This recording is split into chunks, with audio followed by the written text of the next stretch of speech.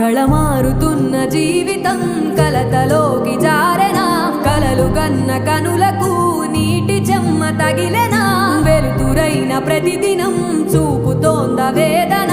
అందమైన బతుకున అలజడి చలరేగెనా ఏమిటి నీ పాపం ఏమిటి నీ నేరం చీకటి ముసిరిందే చిటికల్లోనా తీరదు నీ శోకం మారదు ఈ లోకం